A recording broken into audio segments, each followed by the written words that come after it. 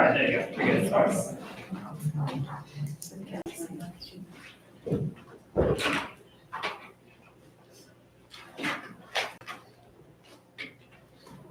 Yeah. Okay. All right, good evening. I would like to call this meeting of the Berlin-Boylston Regional School Committee to order. Just a reminder that this meeting is being recorded. Your image and or voice may be broadcast. Would you please stand for the Pledge of Allegiance? I pledge allegiance to the flag of the United States of America and to the republic for which it stands, one nation, under God, indivisible, with liberty and justice for all.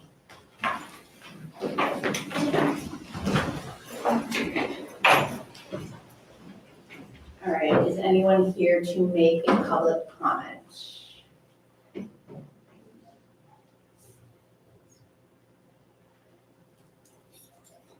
Okay.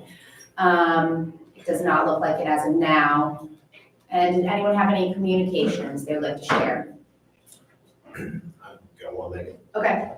Some people reached out to me.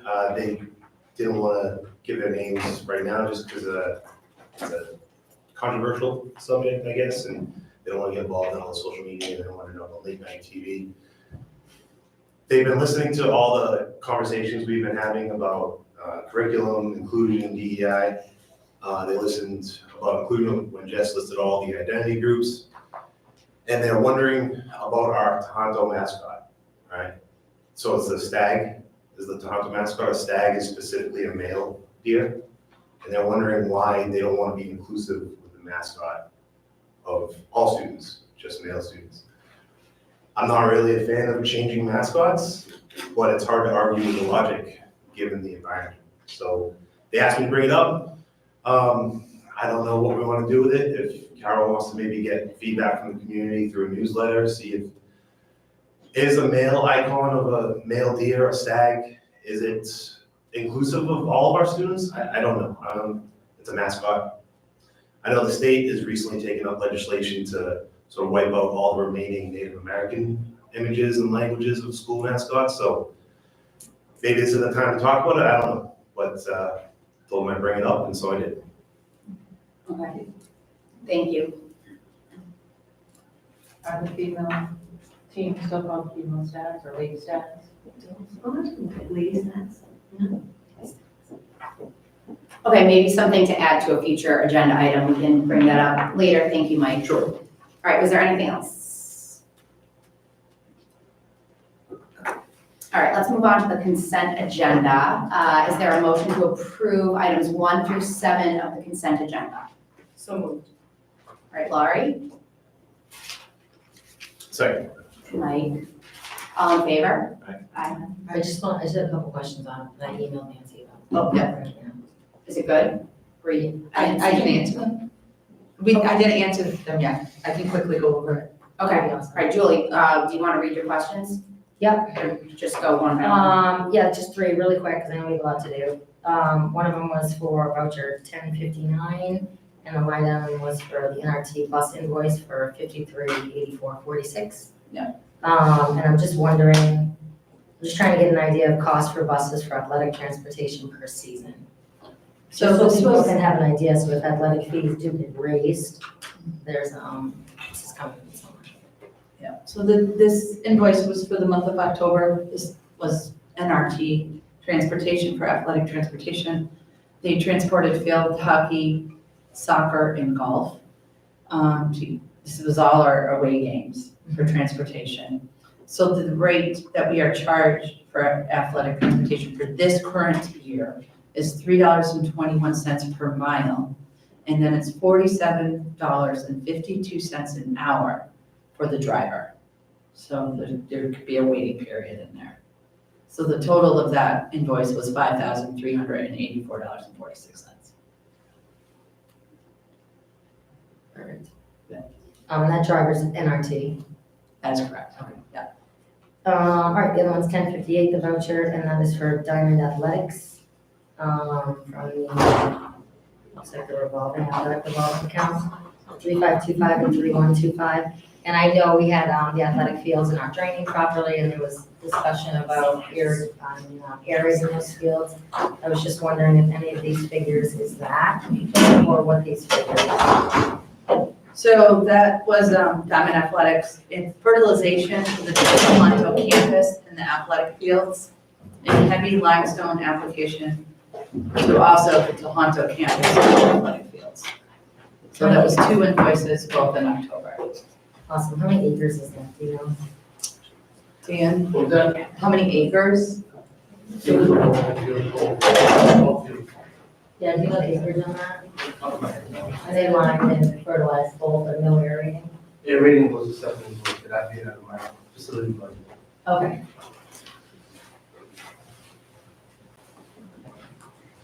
And the idea with the fertilization, sorry, this will be the last question, is it the dormant?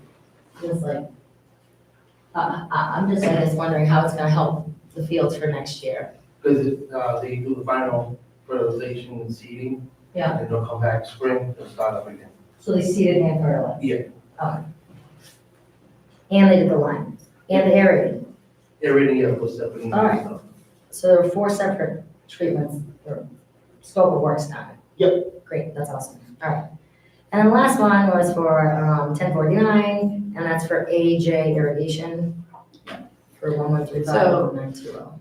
AJ Irrigation, we have a 3-year contract with them. We Okay. use them for starting up the season, mid-season maintenance, and the winter shut-off for our irrigation system. So that particular invoice, they ran through the system for inspections. 5 zones needed to be replaced. The main athletic field, which is used for baseball and soccer. And there were also 3 rotary heads that were replaced and 1 zone replacement.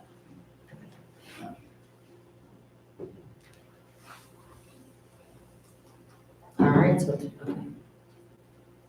So is that contract, when does that run? Are we at the end of the contract, or are we in the middle of that? So the zones were already replaced, so everything's working fine the way it's supposed to. Yeah. So now they'll come back spring, start it up. Yeah. Then from July, August, they'll come and do a maintenance check. Okay, And then at the end of the season, they'll shut it off. okay, that's great. So We'll we are blow out fully, the lines and everything. great. So it's fully operational? Full Great. operation, no issues there. Okay, thank you so much. I appreciate it. All right. That's it. Thank you. I appreciate it. You're welcome. Any other questions on the consent agenda? Okay, good. So we have a motion on the table, so all in favor to approve the consent agenda? Aye. And I'm an aye as well. Any opposed? Okay, motion passes. All right, so before I move into my, my chair report, which will be brief, I had opened up to public comment. I really appreciate all of you coming tonight. I don't know if anyone wanted to make a public comment. I didn't want to rob you of that opportunity because I know you were all in the hallway. Anyone? You don't have to, I just didn't want to cut you off. Mhm. All right, good, thank you. Okay. All right, so tonight I want to do 2 things. Number 1 is I'm just going to go through the subcommittee appointments again because we have a few changes.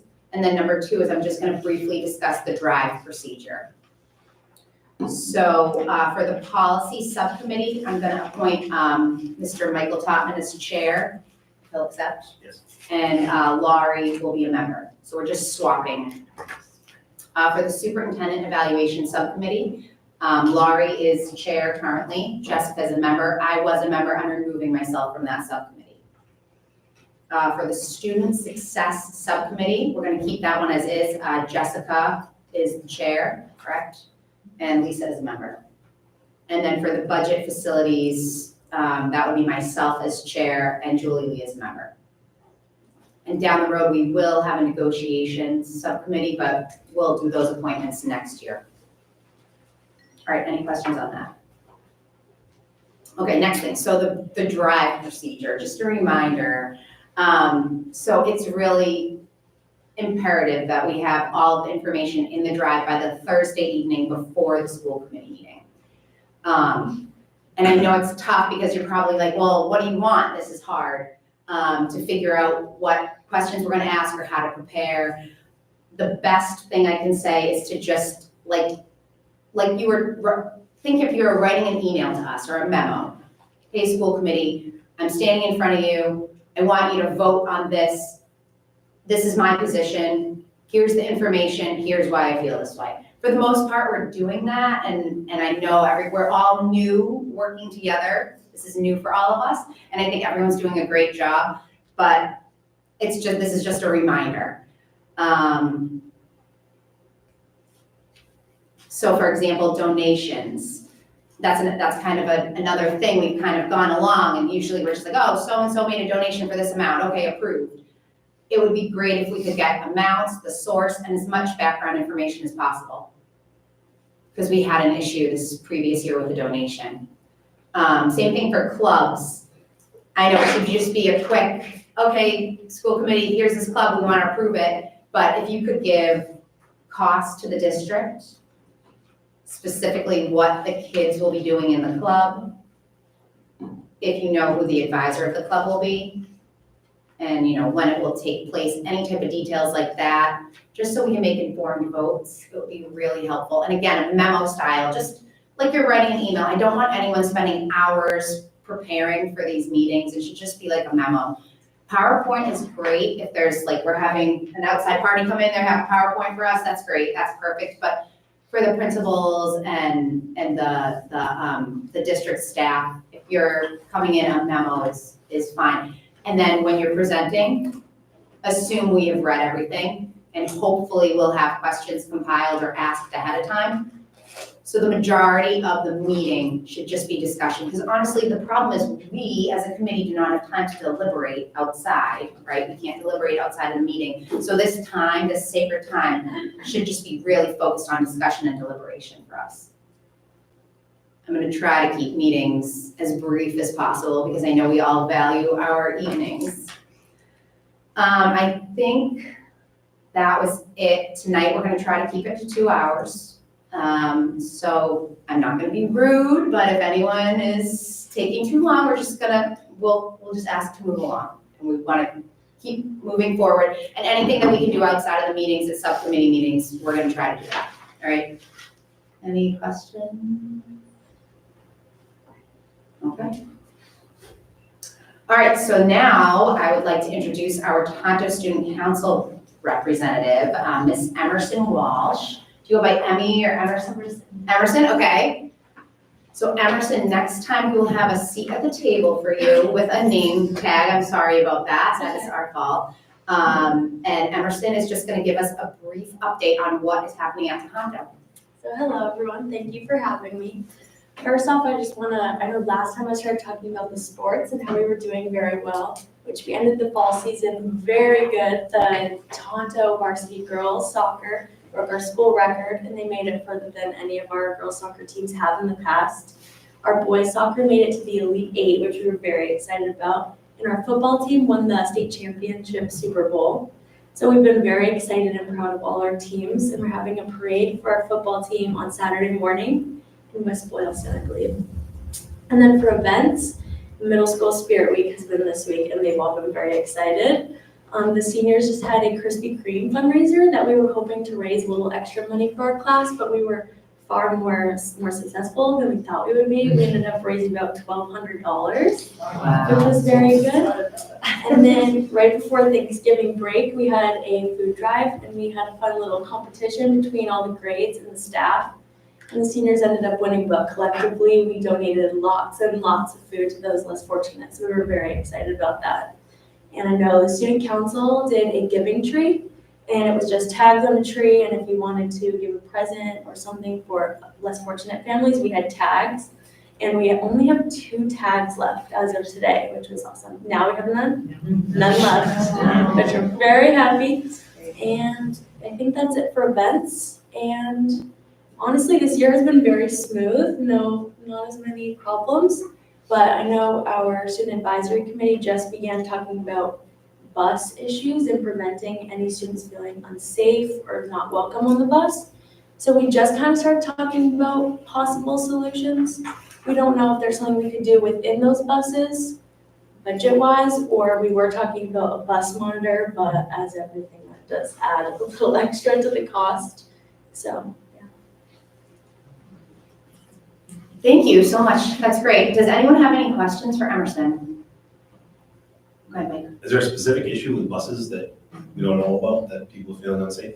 I don't know specifically, but I knew there were 2 instances on separate buses, just teasing and things where the bus driver obviously is focused on the road, and it went on for longer than it should have, but I don't know specifics. I rode the bus after. Okay, so this was a Toronto bus, not an elementary? Okay. Carol could Yeah, maybe give a little bit more Yeah, details because I on that want to situation. acknowledge the assistant principals who took these incidents and made a positive out of it. They worked with the principal, the 2 elementary principals to have, and the bus company, we were on the Zoom with the bus company, to have common protocols from K to 12, so that they're posted on the bus, that they're reviewed by the schools with the children through the years. So as they carry through the years, everybody is on the same page with bus expectations, how those are handled. At Tohoto, the assistant principals are also working with the elementary principals on the way, if students are switching buses. In elementary, it happens less, it's more about if a parent is taking the child off the bus to pick them up at school. This is more about the child going home in the middle high school grades to work on a project with somebody else, or whatever reason, that they have a way of tracking that, checking the children, and ensuring who's on the bus, and that that's appropriate. So that's really, and Lisa, I don't know if I missed anything, that's the element, that's the assistant principals who are working on that based on a couple of things that happened, and they wanted to make things better. That's great. I know we're not talking about budget tonight, but in the budget is the idea of this 4th bus. Has this got any relation to that? Would that help avoid some of these situations? Are they too crowded? Are they on there for too long? No, it doesn't, it's not the same purpose. Yeah, no, not at all. That's more about distance and time. Anyone have any more questions for Emerson? Thank you so much. You can feel free to stay or whatever you want to do. Or take off. Thank you. Okay, next up we have Nancy is just gonna give us, I think she's just introducing Whitson's, right? Or, I have a yeah. couple quick updates. Okay, perfect. Just a couple of things I wanted to touch on. Go ahead. I just wanted to let everyone know, we have our meeting tomorrow night with the Berlin Finance Committee. That's at 7:30, so Carol and I will be attending. And then the other thing I just wanted to mention is an update on the fiscal year 25 budget. The budget is in the system, that's good news. Now Carol and I are working on setting up meetings with the stakeholders, the lead stakeholders of each department, and reviewing everything and making sure we have everything in there correctly. So that's where we are right now within the budget. And then we're still on target to present it to you in February. So we're plugging along. Good. Those are my really quick updates. The last thing I would like to do is I want to introduce Whitson's Culinary Group. For those of you who don't know why they're here this evening. So recently, our food service director has resigned. Due to his resignations, we put a lot of effort to fill his position. We advertised on School Spring. We did get some applicants. None of the applicants were suitable candidates for the position. Consequently, I explored different options, which is engaging with different food management companies, and Whitson's is one of them. 2 of the other ones I reached out to was Chartwells and, Fresh Pick Cafe. They didn't have the capability to take us on. Whitson's did, so we pursued in that direction. So Whitson's is a food service company. They come equipped with its own food service director. They will handle the menu planning, the staff oversight. They will order the food and supplies, and they will fill out the required claim forms for me to submit to the Department of Education. In light of the urgency of the situation, I have contacted the Department of Education, and they have agreed to facilitate an emergency procurement for us to move forward with Whitson's for the rest of the year. One of the things that I really want to express is that our existing, our lovely cafeteria people who are here today, nothing happens to them. They are still employed for the school district. If we choose to go out to bid, again, at the end of the school year, if we move forward with Whitson's, we'll obviously come back, have a meeting and see where we stand at that time. We can go many different avenues where we decide to go at that time.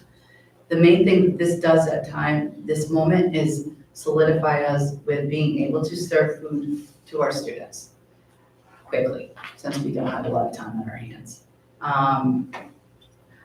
Carol and I went out and went to Grafton Public Schools, and we were able to see a display of what Whitson's has to offer. And I have to say, I think Carol feels the same way. I was very impressed. The quality of the food, the way they displayed the food, the kids' even engagement with the food, it was remarkable. I was sold immediately. It was great, and as you can see, they displayed a nice presentation when they came in. And I will tell you that presentation is what we saw. That is not like doctored up to look good. That is what we saw in the school. I also reached out to many other food service directors who are going in this, not food service directors, director of finance, people who are going in this direction. One of them is Dan Gale, who's over at the Grafton Public Schools. He loves it. He says it's the best thing he's ever done. You know, they're great to their staff. They give great food. Their reimbursable meals are high. One of the other things that I feel personally is that we won't bear any losses. If they are not profitable, Whitson's takes the loss. The school district does not take the loss. That's a hard one, if that's guaranteed. And with having a food service director, that's not always guaranteed. That wasn't guaranteed to us last year. That didn't happen to us last year.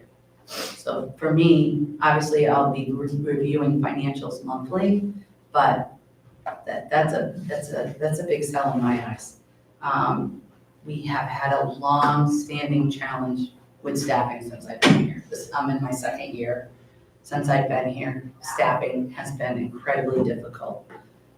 Being short-staffed has caused persistent disruptions. It's not just disruptions to the food service director not being able to get to the back end of ordering and forms and all the regulations that the Department of Ed requires. It's also taking time away from our administration. I mean, Sequoia can speak to, she's ran registers, served food, I'm sure, right? And so has the assistant principals. That problem will fall off of our shoulders and go onto theirs.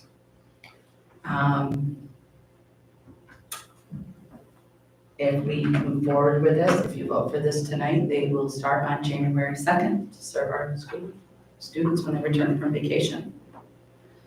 So with all that, I would like to introduce them to you. They're going to do a short presentation for you. And this is Christine, and I'll let her take it. I don't know that I need to say anything else. Sounds good. I'm gonna stall you for one moment. I apologize. I should have asked if they had a question.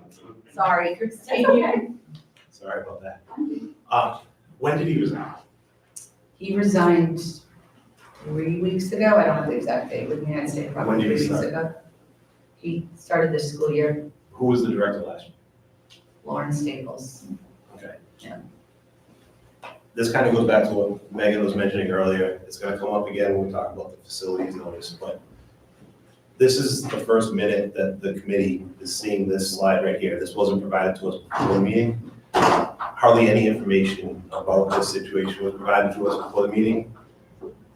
I can personally say that I had parents and our food service workers come up to us randomly out in the community and say, what's going on with this? What's gonna happen to my job? I had no idea what to tell them because I didn't know. Along with the security situation, again, parents randomly, that's how I found out, randomly, Carol. I feel like the communication on these two items wasn't great. Last year, one of the biggest hallmarks of you starting as superintendent was your communication and transparency. This is a pretty big deal, it's a pretty big change for our district, and to have to find out about it through parents or other employees caught me off guard. I don't know about any of you guys, but it wasn't really the way to go about it. As far as voting on this tonight, I guess we can discuss the vote when it comes up, but we basically have no information to go on for a vote. We have no idea about costs, Can I speak to what's this? gonna happen to our employees after this year. We had nothing to prepare for this, and that goes to what Megan was saying.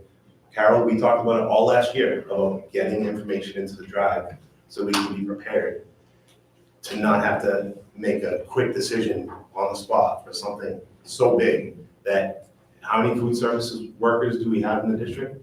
20, give or take? I don't know the exact number, do you know?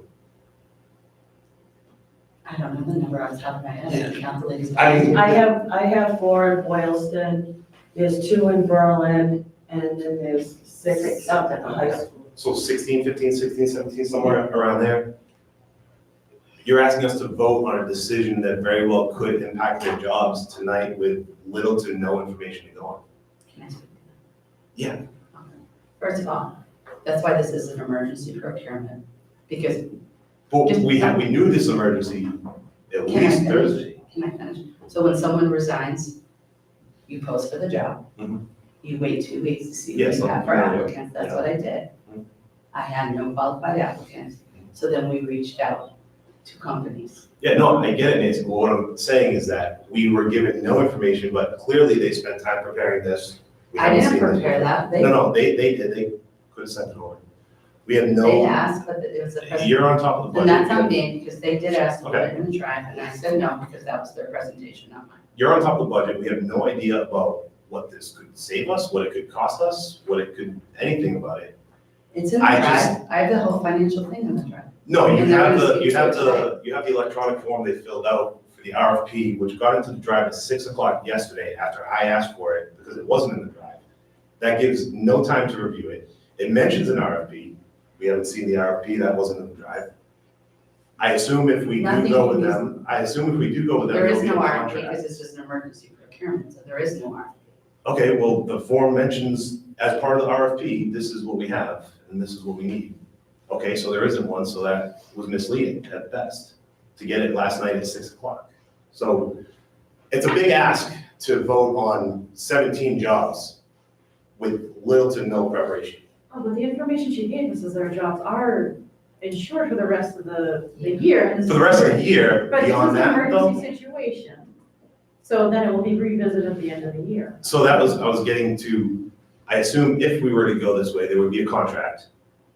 We haven't seen a template for that contract, we don't know that I it's got the set. contract yesterday from the Okay. Department of Education. Mike, this stuff is not quick. This stuff takes I time. understand it's not quick, but he resigned 3 weeks ago. We found out about it yesterday or the other day when I was out at doing some shopping and I just happened to run across somebody and then I asked what's gonna We happen. haven't had a meeting, and the chair is aware that we went to Grafton Public Schools. I understand the Yeah. chair is aware, but the chair is one person. This is a committee. Yeah, but we have open meeting law, so really, And there's certain we have- channels that we have to receive in. There are certain things, but you can send out factual information. Hey, our director resigned. We've got an issue. We're working on it. Here's what you can tell people if they randomly come up to you in the community. You did it last year, a lot. Yeah, and I've been working with Megan, I think that she and I have been very transparent about what's going on. Megan, if you would like. You two probably have, but there's 5 No, other people. so- If you want me Don't to. have. Like, different way. This is a good point, so this is something we as a committee and as a group probably need to do better at, right? Making sure that people have information ahead of time, especially for things that are significant. We're not gonna discuss that tonight, but that's definitely something that Carol and I will discuss, and then we'll have a communication that goes out to the committee. There should be a process, if there's something large, such as food service director resigning, there probably should be a process of whether it have to be an email or from the superintendent, or from the chair. We'll have to figure that out, but I agree that I can see where there's frustration that you are just getting information last night and we have to vote tonight. I think that no matter what this presentation is or what happens, we don't know anything for next year. That's completely off the table. The vote tonight would just be for these 6 months to get us through, because we don't have somebody that can do ordering and to do the job of making the menus and all of that. So No, I think we cannot make any further changes, so It it's is gonna not, be a big discussion because it will have to be in the. why did someone resign? Is there a problem with the system? Is there a problem with the environment, the culture in the office? Why Yeah, and did that's, someone it. come we in? can't discuss that in open meeting, No, but we should can have, discuss some things, but we can have these conversations. these things and need to be we brought need up, to figure it out. and we have to figure out executive session or what the correct avenue to discuss these things is. But I don't know that it is Yeah. right now. Can I ask one question? Yeah. Will our cafeteria staff be paid through BBRSD so their Yes. pensions are intact? They'll be paid through BBRC and they'll be receiving all benefits. So to clarify, none of these workers, their lives are not changing right now. I would also like to say that I Separate costs. visited each cafeteria and I spoke to all personnel that were present in the cafeteria. So this is not a surprise to them. And I've done that twice. I understand it's not a surprise to them. They probably know more about this than we do at this point. I mean, it's a surprise to me. I'm sure it's a surprise to some others on the committee. Presumably, I presumably, if we vote on this tonight and accept it, the chances of us not continuing with it after this school year are probably slim, whether it's with them or some other group. So, I I wouldn't would like to agree know with what that. happens. Mike, I wouldn't agree with that. The kids come home and they're like, this is so yucky. And we're all parents, by the way, all of us have kids in the school district. Yeah. So, in all the schools, we hit all the schools. And we all know the principals very well. So we're gonna find out if the kids like it or not. And plus, a lot of us know these women, right? I see Jenny all the time. so So we're gonna find out if the kids don't like it. I think if the kids are like, I don't like this, or if people are complaining, we all hear about it. So I think if it's good and it's going well, then yeah, if we're happy with it, then we'll continue it. But I know nothing about Whitson's So you're asking us to vote tonight. for 6 months. After June, will we also be voting to continue or to do something else? Or would that be a decision that Carol would make as superintendent for the coming year? Because this is, you call it an emergency. This is why we're voting, or it's voting because it's gonna change the way we're spending the budget? In June, will we be voting on this again, or will it be Carol's decision? Yeah, no, actually, Mike, it's really a courtesy vote, it's under operations for us. So we Right. brought this forward to the school committee in an attempt to be transparent about the plan. For right now, it would just be, it would be for the 6-month period of time, but I'm more than happy to bring it back to the school committee so you can weigh in. I think we'll have more information, like Megan was talking about, feedback from the community, from the children and families about that we can have more information to make a decision going forward. I just wanna make sure that these 16 employees are taken care of. Thank you. All right. Does anyone have any other questions about the business aspect? This is good, we're getting these questions out because we knew that people were gonna have these questions. None of us are gonna come in here and be like, yeah, let's just bring in a contractor to run the cafeteria, like, without knowing these people's jobs are okay, they're gonna continue to get their pensions. These are questions I knew we were all gonna have, right? So is there anything else to get out of the way about the business aspect of this before Whitson's presents about the actual foods and what's actually gonna happen? You know, I just want to add, can I say why, it's a very simple reason why he left. Sure. Mike just resigned because he was coming from, I believe, Vermont or New Hampshire, and he found a job closer to home. Okay. That was the reason. And as far as communicating, I think that Megan and I can work on that. We're getting used to each other. We're starting to meet Yeah. every Friday, and I think we just figure out how we get the information to the school committee, whether it comes to, it should come from Meg. I feel like because she's the chair, as we had done when I shared information with you. So I think that's something. Yeah, and I think, we probably didn't wanna say anything. I think at first they had gone to look at this before they spoke with the cafeteria workers, as rightfully so, because if this was a dud in Grafton, they weren't gonna pursue this. They weren't gonna tell them, oh, we're hiring somebody. So, back then, I wasn't gonna share it with anyone.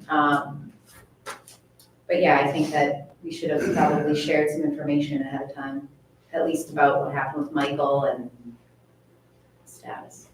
So when this does go out to bid, it's the lowest bidder. Next year, you mean? Yeah, this year it's the lowest bidder. And there's competing, maybe you folks will be able to answer that, there's a lot of competing companies that do this. There's certainly a number of competitors in the marketplace, you can't say who would be interested, but, and there's a fairly lengthy list of criteria in terms of evaluation. And it's not always the lowest bidder, it's the lowest qualified. Right, yes. Love it, language.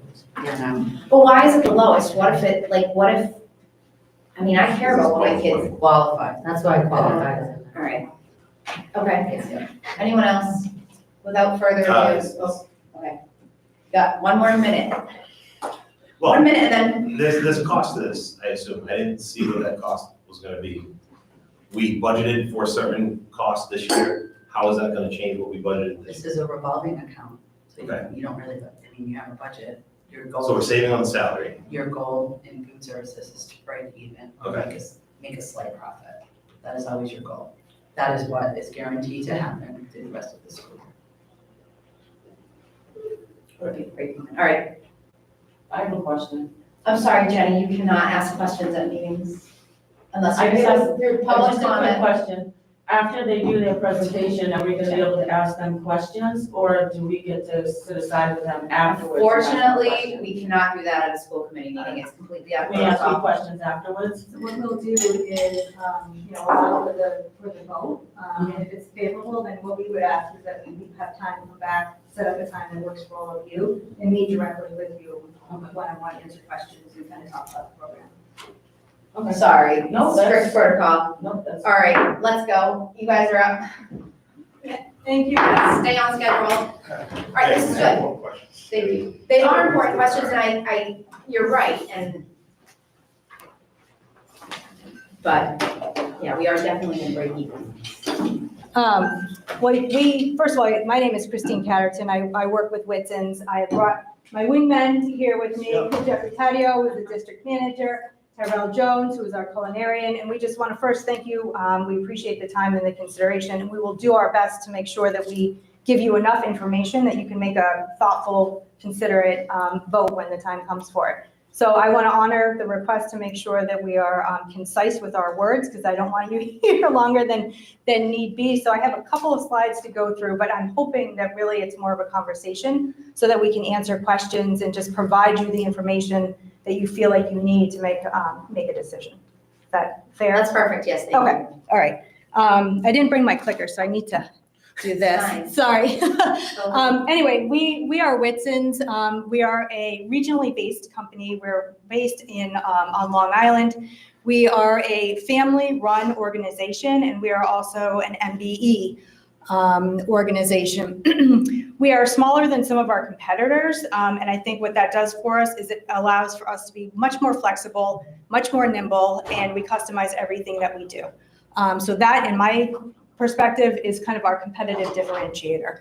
We are not bound to corporate purchasing strategies. We do not require our food service directors to use specific recipes or specific menus. To the point that was raised earlier, the goal is really that we want students to participate in the school lunch program. And we need to figure out what it is that will help them make the choice to purchase their lunch versus bringing it from home.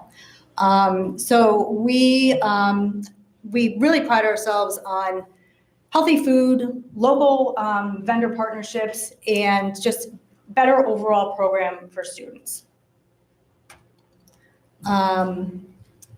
We do have a multitude of accounts. We have a very heavy presence in Connecticut, New York, Pennsylvania, New Jersey. We're now in Florida. We are out in Illinois. But I would say our heaviest presence is in Massachusetts and Connecticut. In this state alone, outside of Grafton, which we already referenced, we are at Lexington, Burlington, Harvard, Wellesley, Newton. I mean, there's a multitude, and we're happy to provide references should you be interested in kind of reaching out to those. It mentions down here, we are the only food service company that at present offers on-site contract management as well as prepared meal services. Let's hope that we don't need the prepared meal services, but it is something to kind of note in the event that there's some sort of emergency situation. So that that line of our business prepares food, and then we transport it from the facility to wherever we need to sell it. So came in handy in COVID, for sure. COVID was big time for us. So we are a family-run organization. It started as, this mom and dad who wanted to kind of create a legacy for their family. They bought a restaurant, they bought another restaurant, turned into a catering company. A friend of a friend asked them to start doing the food service in their at their company, and then just one thing led to another. But our primary business is K-12 food service. There's three things that we pride ourselves on. It's people, food, and communication. We are a family organization. We treat our employees as if they are our family. We treat the people that we serve as though they are our family. We do good food. It's simple food done well. And as it relates to communication, we are steadfast in authentic and transparent communication, whether it's around financials, whether it's around food safety, but those are kind of the three pillars to which we hold ourselves accountable. So the people, and I know that we have folks in the back who hopefully will become team members. As referenced earlier, they will remain district employees. We are just here basically as a resource for them to help get the job done. All right, those people. So those people. We don't need to go. I know we're in a time situation. We'll meet them later. Actually, one guy I do want to call out is Randy. He's over here.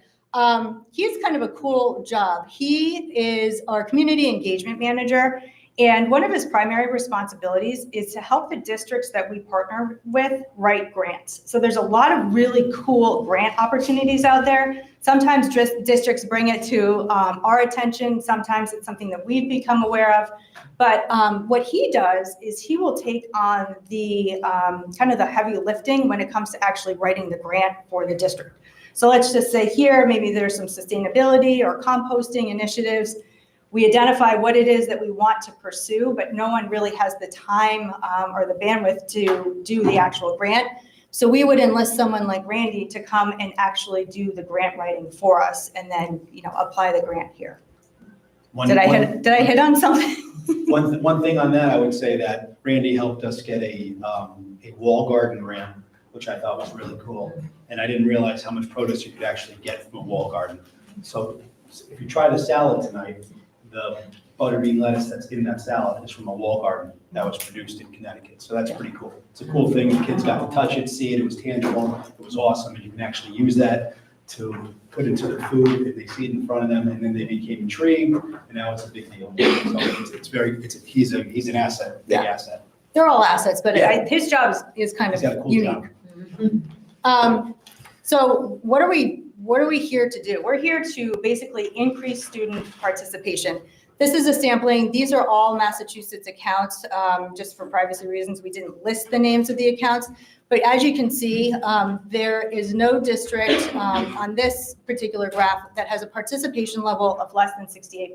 So what does that mean? That means that 68% of the students who attend this particular district partake in the school lunch program. So our goal is to have a minimum of 68% school lunch participation. So how do we do that? This is how we do it. It all comes down to the products that we buy and who we source from. I'm not going to go through the entire list, but a few things that I will call out, and you guys as the culinarians, feel free to jump in. But so we use all natural salad dressings, regardless of elementary, middle, or high school. We use organic Stonyfield yogurt, and part of, and these guys will tell you a little bit about what we brought, but over there are our yogurt parfaits. So every yogurt parfait that we do is made with Stonyfield organic yogurt. We always pair that with organic granola. We don't do anything with high fructose corn syrup, no artificial flavors. This unlimited fresh fruit and vegetable daily. So this is a cool program that not every school has implemented, and I don't know why. But if a student purchases a reimbursable lunch, they are entitled to come back through the service line as many times as they want and take additional fruits and vegetables. So that's always there. Maybe in some instances, it's a matter of communication. Maybe the program is in place, but maybe just not being communicated. But I think it's a really impactful kind of enhancement to the program. It makes your ADP jump, your average daily participation. We took over in Harvard, like I mentioned before, when we were speaking, and the children were unaware of the fact that they have unlimited fruits and vegetables. Now, their meal counts were a little bit down. Once they figured out just through marketing and conversations and getting involved in the student advisory boards and stuff like that, explaining to them that you can do that, the numbers jumped 12% for participation. That's a huge increase. Not only that, but the kids are getting unlimited fruits and vegetables. Don't we all? We want that. That's what we want. So that's a very important thing. Another thing is where the local seafood from Red's Best. That's an awesome program. We partner with Red's Best. They catch the fish for us in the morning. It's tagged, brought in. The gentleman will even come down from Red's Best, come into the district and do a wonderful display, have the younger ones in the elementary schools. He brings fish, the kids can touch it, see it, and at the end of the day, during their meal service, they'll actually eat the fish from Red's Best. So they see it from catching to cooking. It's wonderful. It's wonderful.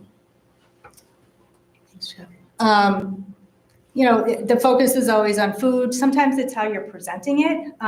The servery, first of all, the kitchen here is immaculate, so kudos to whoever's working here. But great equipment, great service space, so that's half the battle. One of the things that's super important to us is just getting the feedback from parents, administration, but most importantly from the students, and that looks different at every grade level. For example, in the elementary schools, we'll do sampling. You'll see some of the grain bowls that we brought in the back. Perhaps one day we're going to sample those grain bowls, and then we'll put a poster at the end of the service line, and we'll give them stickers. Either they loved it, it was okay, or they never want to see it again. It's a pretty simple way to just get some feedback from elementary level students. And the goal is really to start exposing them to things like chickpeas, edamame, jicama, when they're at that level. They may not want to commit to it as a full meal, but if you do it as just kind of a free giveaway, they may be inclined to at least try it. And then it becomes very popular when you get into the middle and the high school level. But by then they've already seen it, which is great. We do online surveys. We do on our menu platform, which is online. Students, parents, whomever can go back in to that platform and give it, a 1 through 5 star rating after they've had it. And that information goes right back to our on-site food service director. So if they have like a carrot ginger soup one day and it gets rave reviews, they know that maybe they want to fold that into the cycle menu. If it doesn't get great reviews, then it comes off and we replace it with something else. Yeah, absolutely. Yeah. The good thing too about, we speak about unlimited fruits and vegetables and getting children to try other stuff is that we're a company that believes in compliance. Obviously, a lot of the districts that we've taken over have had issues with having fiscal action taken against them because the meals were not compliant. And I think that's some of the battles that have been fought throughout Massachusetts. The good thing about having the veggie subgroup bar for the children, not only does it give them 5 different types of vegetables weekly that they may have had before, but you can also introduce like jicama, edamame, all these things into that meet it. And if the kid comes through the line and say they're not a big fan of the veg that's offered there, you still have another opportunity to get the veg. And you're also still compliant because you have the vegetable offered at the end of the line as well. So you're compliant all the way through because the children have to take 3 out of the 5 components all the time to get a reimbursable meal. But I'm not so concerned about getting the reimbursable meal. I want to get the food in the kids' stomach. We want them to try different things. Offer a very diverse program culturally and locally, and just really have just a well-rounded program for the children. Jeff, you mentioned the garden. You want to talk a little bit more about some of the visiting chefs and stuff like that? Yeah, so some of the great things that we have is we have a visiting chef program. Generally, we have a lot of programs such as pop-ups. We do a lot of stuff that is out in the community. So Popeyes is very popular for the kids, but we can't offer our kids Popeyes because maybe what they coat their chicken in is not healthy. But we do these wonderful things where we have pop-ups right here. Here you go. And it drives the participation. So you can see over here, it's our Yardbird concept. Looks very similar to something that you get at Popeyes, but it's whole grain, it's whole muscle, and the condiments are all there. The pickles are made in-house. okay, which is kind of exciting. Another one here is a Soul Taco, or Sabroso Taco is this one right here. Soul Taco, Sabroso Taco. So Soul Taco is something that's marinated in a Korean marinade. It's wonderful. Comes on soft shell tacos, chicken, beef, mahi-mahi. We've even done in certain places, and it's gone wonderful. But I'm only excited about pop-ups because of the fact that it creates great diversity in your program and excitement for the children. The children come in, and it's just like this. It's all rebranded. So your world market concept, which is one of our traditional concepts where we serve most of our mainline items, turns into Yardbird for the day. So the kids come in, and it's not the same thing every day. It's something different, and they want to participate, and they start talking about it. And here's our signature series, as you can see. And I was just saying World Market. So World Market turns into one of our pop-up concepts. So it's really, we have such a diverse program that can be unique to any environment, and we can customize it to any school. So this is all the different concepts that we run, depending on the space. Maybe we're not running all of them on, every day, but, maybe today we're doing, expressly Asian Yep. concept. Miss Ruby's is a grill concept, so burgers and chicken, things like that. Shaky Joe's for breakfast for the young ones in the elementary schools, because Smoothies. everybody, always, including myself, I was a food service director for 15 years before I became a district manager. So one of my biggest struggles was always trying to remember the young ones, right? Because of all the bells and whistles you can give to the older kids, because generally you have more facility at the middle and high school, but the elementary schools are generally just satelliting food to them. So you always have to remember them. So something like Shaky Joe's, having smoothies in the morning for them, it's phenomenal. I mean, you can bring your participation from a 50% to a 68% to a 72% like that. But it's also giving the kids something unique, something organic, something healthy, something that they like, something that they want, and something that's relevant right now. There's some different stations. Looks like a fajita bar. Yep. This This is what we talk about with the subgroup bar. As you can see, that's at the end of the line. So when the children come through the line, they still have the opportunity to take something like that. And nothing's processed in that. That's part of the thing. You cannot have anything processed on that line. So it has to all be pretty much in the state it was delivered to and cleaned up, obviously, and then put out fresh. Some more Can I pop-ups. ask a quick question? Yeah. So who actually makes those bowls? Does our staff make them, or are you just giving us the ingredients and then our team is gonna do the bowls or put all this out under your oversight, like peeling the cucumbers and doing all that? Or is everything coming from your factory, I don't know where you're located, pre-made, and then it's just going out? You're gonna bring in a huge tub of cucumbers already cut and peeled, No, so everything is done on site. The only time we would get anything from the prepared meals division is if there's some sort of emergency. All the equipment goes down, there's no gas, but everything that's served in any of the schools would be made on site at the It's a school. fresh program. Yeah, it's So the ingredients come to the school, the chef yes. and the staff prepares the food and serves it. Absolutely. Um, And although it looks overwhelming, it does, when you look at it, oh my God, there's so many stuff, roasted garbanzo beans. It's really not anything different, it's just a different application of cooking.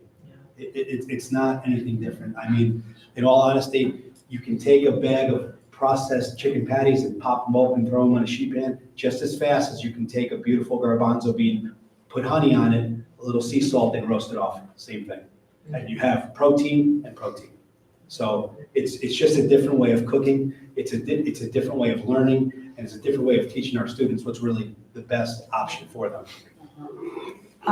Tyrell, I know you did a lot of the work today with the bowls. So we have we have a cool partnership with the Humane Society, in that we actually have, 20 plant-based recipes that we run in our programs in partnership. So the Humane Society developed the menus. We said we would share them at our districts, and that's our plant-based menu options. But you did a lot of them today. If you could just kind of tell us a little bit about what you did for the bowls. So what I prepared today was a roasted edamame bowl, and I roasted the chickpeas, add fresh edamame, some red peppers, brown rice as a base, And I did a soy sauce vinaigrette as a sauce.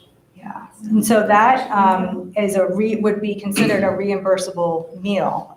So instead of getting the spaghetti and meatballs today on the hotline, students have the option to get a bowl similar to what Tyrell made today, and that qualifies as a reimbursable meal. Go ahead, Mike has a question. Can you just explain for those of us that don't know what a reimbursable meal is versus any other meal? Sure. So a reimbursable meal meets the NSLP compliance, meaning that the district will get reimbursed from the federal government for that meal. So for example, we're in universal free right now. So every student is eligible for a free meal. The district gets like $4.25 back or reimbursed from the government for every meal that they serve that is qualifying reimbursable. So when you're serving, will there be meals that aren't reimbursable, or can you just not serve that? So we do, like if a student wanted to just purchase a buffalo chicken sandwich, if they don't take all the components of a reimbursable meal, meaning like the milk and you're right, the fruit, it would be just an a la carte purchase. So they would need to have funds on their card to be able to do that. And those funds on that card, that's what the state is currently paying? There are no funds, the state doesn't give funds directly to the students, they just reimburse the district for every qualifying reimbursable meal that they can prove that they served. So in that case, the student would have to pay for out of pocket, and the school would not be or the student would not be reimbursed, or how's it, was the student No, reimbursed? the students don't get reimbursed. So They it's just- part of the reimbursable meal when they go through the line, they just don't have to pay out of pocket when they get to the cash register? Is that Correct. Yep. Okay. How would the kid know that? Communication. It's about making sure that students know, and our cashiers and our staff know what qualifies as a reimbursable meal. So if they see a student going through, let's say they took the spaghetti and meatballs, but they didn't take the sides that allow it to become reimbursable, our job is to remind them to take the vegetable, to take the fruit, and to take the milk. And they're currently doing All signage should read to a la carte, obviously going through all the lines, we're big on marketing and signage. All of our signage does list, reimbursable, free, a la carte with a price on it for the children, so they know. And obviously, we do a lot of training with our staff with regard to reimbursable meals because of the fact there's such a tremendous amount of fiscal action on districts, and it's just a quick fix too, to not have that happen. Taking 3 out of the 5 components to make sure that the meal is reimbursable for the students, so the district doesn't have any fiscal action. I guess my question is, how does the kid even care or know? Like, if he wants the buffalo chicken and he doesn't want the orange and the carrots, he just says, I don't want it. Yeah, So how do you educate the kid? it's about, every team member will be, I'm That's in it. cafeterias every day, anybody who works for our company, they're educating the children the whole way through. Hey, can I have the buffalo chicken wrap? Yeah. Okay, no problem. Make sure you take a veg, get a fruit, make sure you take a milk, whatever. They have to take 3 out of the 5 to go through, but it's all about communication. Okay. You really have to communicate. The younger ones, it's easy because they come through and you're pretty much putting it on their plate, Right. unless you know there's an allergen, which we're very strict on allergens right up here right now. All of our, our platforms identify students with allergies. They cannot get through the line without it. I don't know what your scenario is here with regard to lunch aids and all that, but they're an extension of our team. We try to be very positive with our lunch aids and whatnot, and they're also adopted into our training process too, because of the fact that they really are the end result. They're watching children out there all the time. And unfortunately, sometimes there are kids, and not just our company, but in other companies too, a kid may sneak through. It's important that everybody's on the same page. The cafeteria staff works closely with the school staff, and we work closely with our nurses and all that as well. Do they have to take a dairy milk to have it be reimbursable? No, they changed that now too. So there are some substitutes that are available that are considered reimbursable. Silk, soy milk. I believe they added almond milk now, although that's a tricky one because of nut allergies. So that's kind of one you want to steer away from. But silk soy is a big one, especially in Connecticut. I mean, we do a lot, and also we offer lactate. So, but sometimes people who have issues with dairy still have issues with lactate. So, but we do offer other alternatives, yes. Following Julie's point, if the kid does just take the buffalo chicken sandwich and they pay out of pocket for that, maybe this is more a question for you guys or Nancy, but are the costs set up so that it covers that cost of that sandwich only, or are we Absolutely. still covering some of that food? Yeah, that's our price. Yeah. Yeah, I said it was a dumb question, right? It's not a dumb question at all, because guess what? Some districts eat it, some districts subsidize it. They say, okay, we're gonna let the child get that wrap, but we only want you to charge them $1.25. So you're not losing on that buffalo chicken sandwich? You will not, because we'll work with your finance committee, with your superintendent, to make sure that the pricing is where you want it to be. I do have a slide that goes over some of the numbers. Nancy, do we want to go through that? Okay. Yeah. All right. Thank you.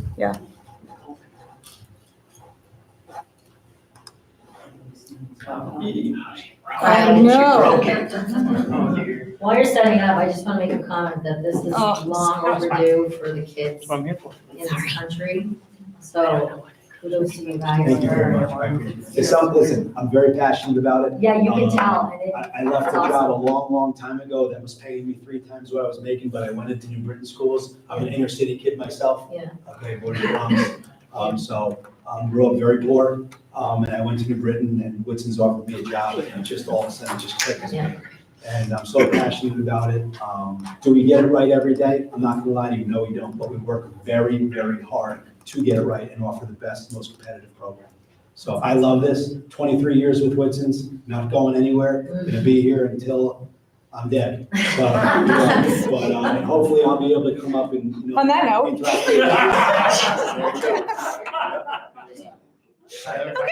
While you're still sitting up there, Exactly. back to the financial part of it, that buffalo chicken sandwich. You're saying that the price they charge, it's not a loss to you, assuming the kid has money in their account. A lot of parents right now, like I know for myself personally, we're not even worried about it because we know all the state's gonna pay for it. If the kid, regardless of all the education you do, make sure you take all the components you need. If the kid gets to the front of the line, they don't have the money on their account, what happens then? Are they told, no, you can't eat that, or you have to go back and get That's a that? policy that you would have to have enforced. Yeah. Does that create any additional food waste? Are we seeing problems with that in the schools? They throw it away, they don't want to eat it, they throw it away. And I know you mentioned something about a grant program for a composting program. Would that be implemented here? Would that help at all? I don't know how that works. And listen, we're all ears. Whatever you want to do, we're going to adopt. Honestly, we have such great programming, and we have a person who is identified to do these things for you. So if that's something that you want to compost, it's a wonderful thing to do. So yeah, if that's something that you want to do. I was like Julie, I mean, yeah, this looks fantastic. It's long overdue, but I think it's amazing. your kids probably are all over it. I know mine will. Yeah, but Yeah. the point is, if, like you said, if you give a little, they The will. more times they take it, if We've they're been hungry taught enough, to they'll eat try food it. in this country, Yeah. because that's what we've been taught to do, but if you're taught the other, I mean, I think agree. about the children everywhere else. I'm with This is you. what they're I'm doing, with yeah, you. we can get The one concern is all that. I know. I'm sure there's a ton of waste, because I'm sure there's a ton of kids that are like, I want a bag of chips, and then they're gonna be forced to take an orange, and like you said, they're like, all right, this is going right in the trash, but if there's no, The door with it, because it has to be on their tray, they don't want it, they throw it out, it goes, we have to make it go through the line and out to the door, and they have it on their tray. And then they throw it right in the trash. But hey, the state's paying for it, so we're all good. well, I mean, that's a state issue. I mean, I don't know why they forced, but, Yeah. I mean, I get it, but at the same point in time, I'm sure there's a ton of kids, there's nothing we're gonna be able to do about that. All right, Thank you. thank you. Sure. That's good. So I'll go through this quickly. Nancy shared with me the claim forms from last year. So what I did was I did some analysis on it, and then we made some projections based on what we think will happen within the district for the next 103 days. So these numbers are all based on the stub year, which would be January 2nd through the last day of school. And the way that this reads is, so we've assumed that there'll be 6,325 kind of a la carte meals at the meal equivalent rate of $4.61. So the $29,190 and the $31.61, that's what we're projecting for a la carte sales. So this would be money that students, staff would be spending kind of out of pocket. Is that our current? No, no. So this is consistent with what your run rate would be for the remainder of the year. With a slight, I think we put in a 10% participation increase to get to that number. But I'm saying the cost at 461 is our current lunch price? This is a meal equivalent rate, so if it's less than that, it would be less than that. I know we voted to raise it this year, but I don't know what. It's like $2, I don't think it's 4. It's $5.25 for an adult and it's like $3.75 or Yeah. something like that for the child. For a child. Oh, all right, so that might even out. Yeah, Oh, $4.25, I'm sorry, it's $4.25 for a child. for a child. All right, So then the next category was about $1,500 worth of catering. That's outside of the school lunch program, but that was an assumption that was put in. So anticipated revenue outside of reimbursements is a $33,851. So if we slide down here, so now we get into the reimbursable meals. So we projected 77,000 student lunches at the reimbursement rate of $4.38. So it's $4.25 based on the current universal free, 5 cents. The state is giving a 5-cent bonus, and then assuming that the district is healthy certified, there's an additional 8 cents. So that's why we get to the $4.38. Any questions so far on that? And then this is the anticipated number of breakfast meals. Is the district currently doing breakfast in the classroom? No. Okay. All right. So there may be some opportunity to increase breakfast participation. So for the 103 days, the anticipated reimbursement income is this $451,541. Any questions so far? Good. All right. So now we get down to the costs. We anticipate the lunch cost, the amount that it actually costs to produce the meal outside of labor and operating expenses. This would just be food. $4.25 for student lunches, student breakfast at $1.17, adult lunches, and this a la carte would be $1.57.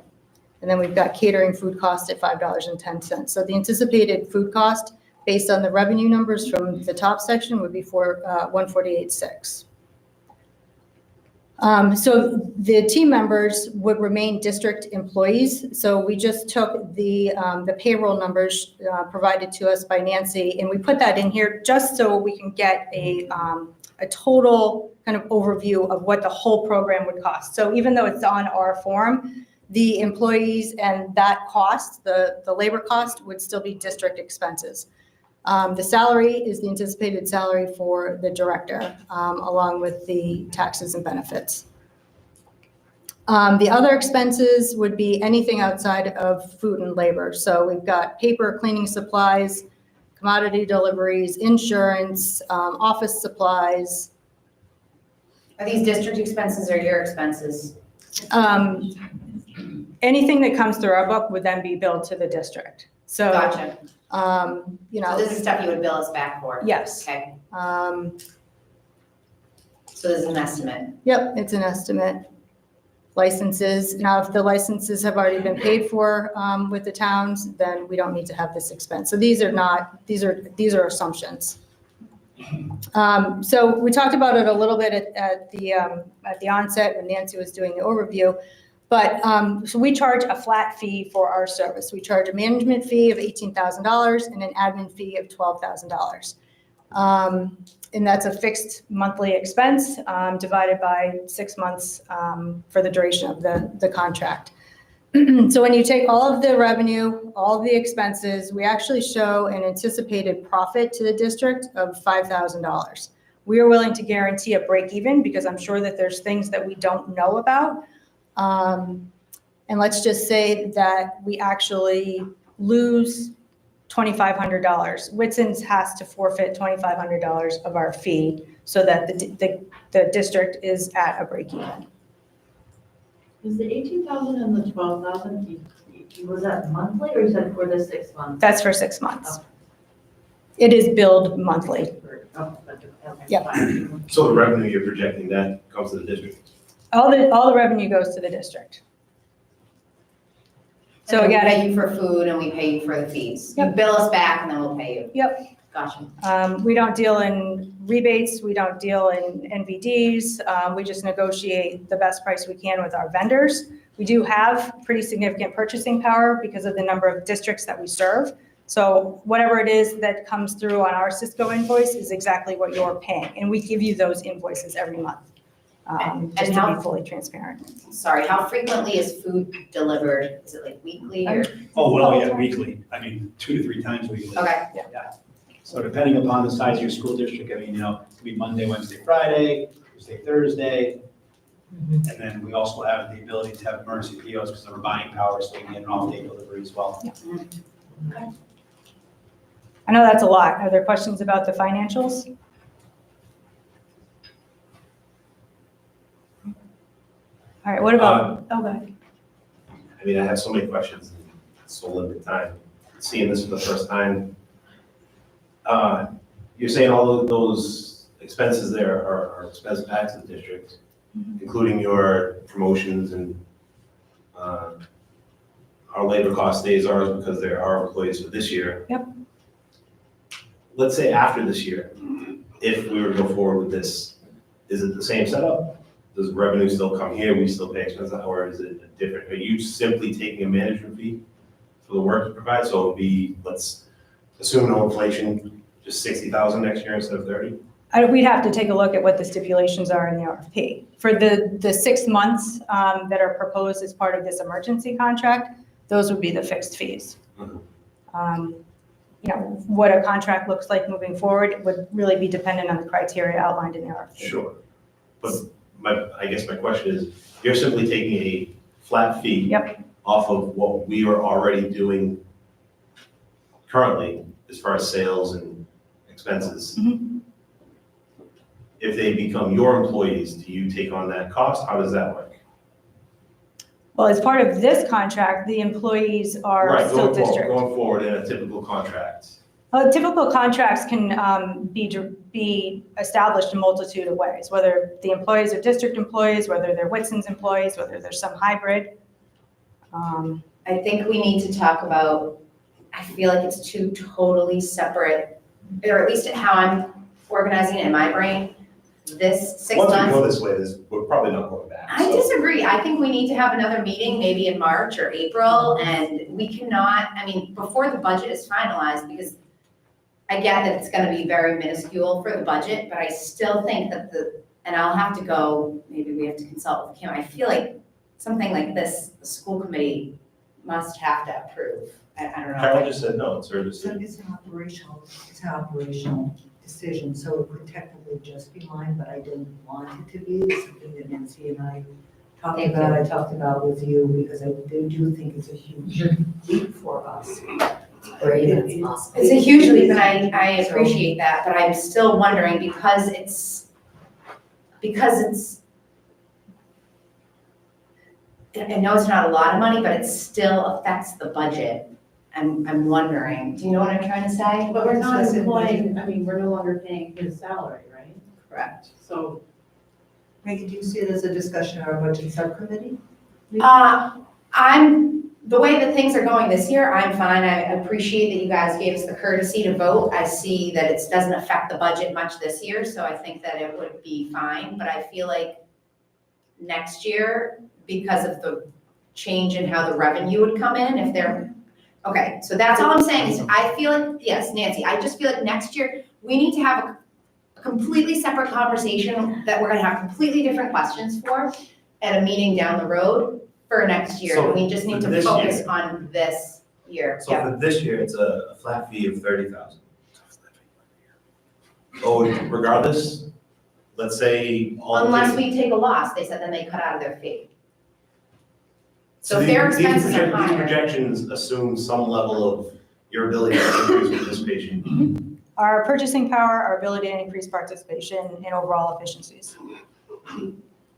Assume that's off by whatever percent and the fee comes down to, there's a loss. Instead of a $5,000 profit, there's a $20,000 loss. Then we're gonna make 10,000 for the year. Then we make 10,000. The fee's 30, you make 10. With the hope that we sign the contract for the year. Well, that's before. this emergency procurement. We don't know what the rules are or what the contract stipulations would be under, when we don't fall under this emergency thing. But we're gonna have to know it by April. We absolutely do. But I think it's gonna be a completely different discussion. And I think it's kind of cool that we get this trial period. Yes, Nancy, sorry. I agree, this is absolutely separate from where we could be next school year versus where we are today. This is an emergency program. It'll be a totally different contract. This is gonna be monitored monthly. We're gonna talk about it. I wish to talk about it in our subcommittee meetings. Yeah. I wish to include our staff to get their feedback as to how they feel. Yeah. I plan to post for a food service director, and then we'll see if we're happy. Let's see where we are. I don't know. Then you have to go, you have to post a RFP. This is a very big process. It would have to be done in the spring. And then we see where we stand from there. We write the RFP. It's our terms, right? This is a very different situation where we are right now versus if we go the RFP route in the spring. So it's, in my eyes, it's entirely two different. Yeah, we need to have we're gonna need to have, so don't ask any questions about what's gonna happen next Okay, year. I have a Yeah, couple you know what I'm questions for saying? January Yeah, 2nd. this is your questions.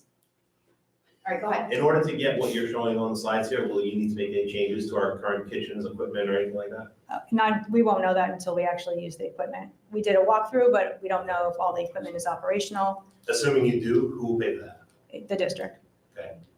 So we don't But know you would what have to that pay costs. for that even if we weren't here. I mean, if the Well, it's working combi oven today, I isn't mean. working. So that's not, You own the that, facility. yeah, that wouldn't be an additional expense. Aside from maintenance issues and Yeah. whatever else. Now, that would have to be a school committee vote, because that would be an additional capital item Mhm. that we would have to purchase if we have to, but I don't foresee, I mean, I would Well, think. I would hope our kitchen equipment is working. Yeah, exactly, I don't know. I mean, they mentioned what I don't don't know. Fix it. yeah. Okay, so, all But right, if- that's, So if If we have they're- equipment we're not even using at this time, get a salad bar. One of the things they saw when they came and looked at stuff is like, why aren't you utilizing the salad bar? Like, I think that So that's great, cool. right? I love it all. I mean, we've clearly got a vested interest in driving participation and, retaining the contract, or at least, making it enticing enough for you to want to consider a longer term contract. So that's our goal. Nancy, who's responsible for auditing the operation to make sure we get what they're showing? Me. Okay. All right, is there any other questions? Yeah, I will. All right, go ahead. Assuming your company will have staff on site in the different schools? We provide an on-site general manager. Yeah. As well as a district manager. I'm assuming there's in all the schools, right? Or regardless of who or how many. Carol in your office will be doing full background checks, stories, everything like that just like you do with any employee? Absolutely. Our company does full background check as well, fingerprinting, Yeah. DCF, all that stuff. We're in school, so we're pretty strict. We have an issue with security that we'll be talking about later, Understood. so. We just had one, I have an account, speaking over in Summers, we had an issue with security as well. And it was a weird one too, because although we have the contract, it's district employees still. So, and we had an on-site GM as well, so, to go through the background check and all that stuff. So. Will the Whitson's employee be considered staff and get a badge? Yeah. Okay, so it'll be like a contractor to us. I have one final question, All right, and go then ahead, we'll Julie. wrap it up, I promise. And we're gonna vote, so they can. Are you collecting any data around, since this food's been introduced to the school, if any behaviors, are you working with the school at all? If the school has seen any behavior changes in kids that are, We actually worked with the Dairy Council probably for 10 years in a row to introduce in-classroom breakfast in inner city New Britain schools because the scores were plummeting, bad behavior, high incidence of ADHD, and we started introducing in-classroom breakfast, and they did a study on it, and the test scores went up, the attention span was greater, and just a bunch of wonderful things that happened that are associated with nutrition in the classroom. So, thank you. no problem. Okay, does anyone else have any other questions? Carol, did you want to say something? No, sorry. Okay, all right, so let's move the vote up. Are you guys ready to vote? Yep. And then we can release Whitson's. Thank you. Thank you. Thanks for having us. So much. So Thank you for much. the questions, the Thank you. questions are great, thank you. They're great So questions. much. It looks fantastic. I'm just concerned Food about is- the whole thing. And we'll leave you the food. So everything that's on the back table, prepared by these two gentlemen today. If you walked into any of our accounts, you would see the same things. Everything that's on there would be considered a reimbursable meal. We'll leave you some bamboo spoons for your kitchens, and look forward to next steps. Okay, Thank you. thank you.